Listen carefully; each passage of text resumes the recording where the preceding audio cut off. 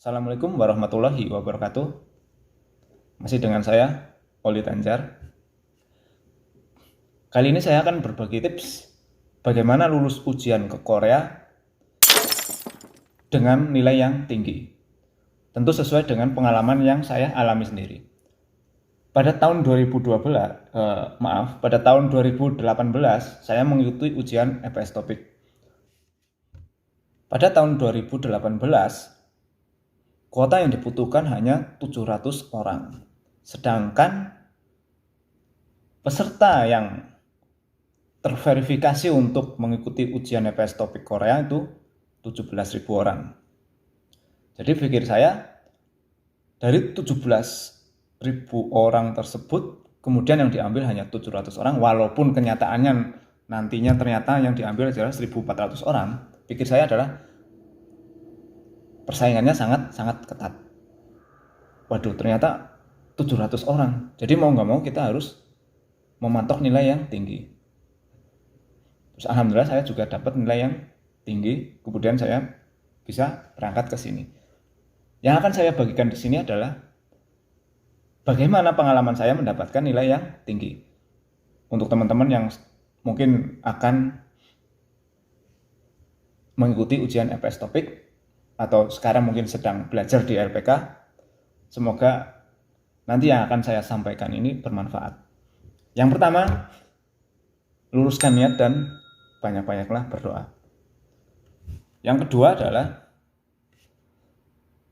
belajar membaca Hangul dengan baik dan cepat. Ingat ya teman-teman, belajar yang utama adalah belajar membaca Hangul dengan cepat dan baik. Bagaimana kalau bisa menulis itu lebih baik, tapi yang terbaik adalah membacanya dulu. Karena kita nanti di ujian itu kita harus cepat membaca. Ketika kita kesulitan membaca, otomatis kita akan berimbas dengan waktu. Padahal di situ waktu ditentukan ya teman-teman ya. Semakin kita cepat membaca, semakin cepat kita memahami, semakin cepat kita mengerjakan dengan baik. Kemudian yang kedua adalah hafalkan kosakata sebanyak-banyaknya. Yang jadi pertanyaan adalah hafalkan kosakata yang seperti apa? Seperti itu ya. Jadi hafalkan kosakata yang tentunya berhubungan dengan ujian EPS Topik yang akan kita ikuti nantinya. Pengalaman saya dulu, saya mengikuti tryout di LPK, nilai saya tuh bisa dibilang rendah. Kenapa rendah? Karena setiap tryout saya menemukan kosakata yang baru. Padahal seingat saya sudah menghafalkan hampir semua kosakata yang ada di buku materi 60 bab. Buku kurikulum 2015 yang sampai sekarang pun masih dipakai ya teman-teman ya. Itu kurikulum terbaru. Terus kemudian saya mencoba mentelaah. Kenapa setiap ada tryout saya menemukan kosakata baru? Ada tryout saya menemukan kosakata baru. Itu sampai berpuluh-puluh tryout saya tetap menemukan kosakata baru. Ternyata kosakata itu ternyata bukan kosakata baru. Ternyata kosakata itu ada di buku 50 bab. Buku materi 50 bab yaitu buku kurikulum 2013. Mungkin bisa teman-teman dapatkan di LPK teman-teman sendiri atau di mana, bisa coba ditanya, dicari. Karena itu sangat membantu ya. Ketika teman-teman sudah merasa menghafalkan banyak sekali kosakata, tetapi teman-teman masih menemukan kosakata baru. Hafalkan kosakata buku 60 bab, buku materi 60 bab, yaitu kurikulum 2015 yang terbaru ini. Kemudian hafalkan semua kosakata yang ada di buku 50 bab, yaitu di kurikulum 2013. Hafalkan juga Bisetmal dan Bantemal, yaitu persamaan kata dan lawan kata. Karena nanti di soal ujian EPS Topik yang sebenarnya, kita akan menemukan 1 atau 2 soal yang berhubungan dengan persamaan kata ataupun lawan kata. Kemudian yang keempat adalah pelajari dan fahami pola kalimat bahasa Korea. Karena banyak nantinya di soal-soal yang akan keluar di ujian EPS topik Korea itu, khususnya di reading, kita akan diuji kemampuannya untuk memahami sebuah soal yang di situ membutuhkan kemampuan kita untuk memahami apa maksud dari soal itu, kemudian apa jawaban yang tepat untuk soal itu.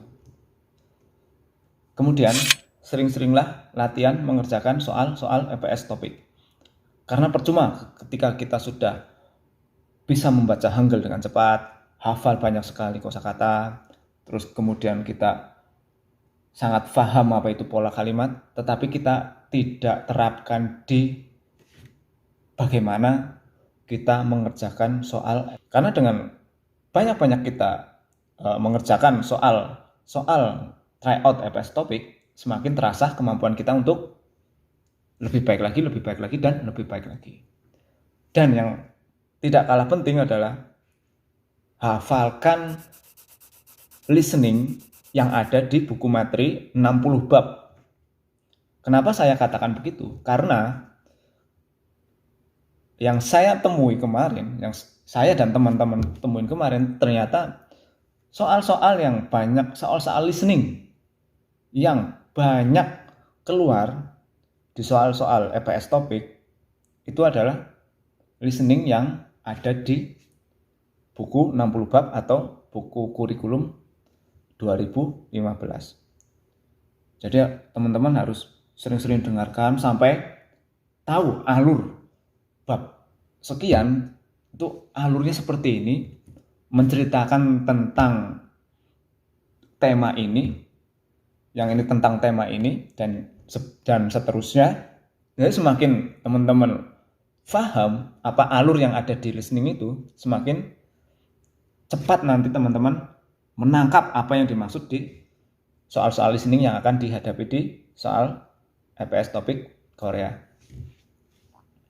Dan yang tidak kalah penting adalah ulet, karena itu semua akan menjadi sangat percuma ketika kita hanya bersemangat di awal-awal saja. Seperti itu ya teman-teman ya. Jadi tetap semangat buat teman-teman yang sekarang mungkin sedang belajar di LPK atau belajar mandiri, atau buat teman-teman yang akan mengikuti ujian EPS topik Korea tahun 2021 ini. Tetap semangat, banyak-banyaklah berdoa dan berusaha, karena semakin kesini tentu persaingan semakin ketat. Jadi demikian sedikit dari saya, semoga bisa menjadi manfaat buat semuanya. Saya doakan teman-teman yang sedang mengikuti proses untuk bisa bekerja di Korea ini berjalan dengan baik dan berkah. Assalamualaikum warahmatullahi wabarakatuh.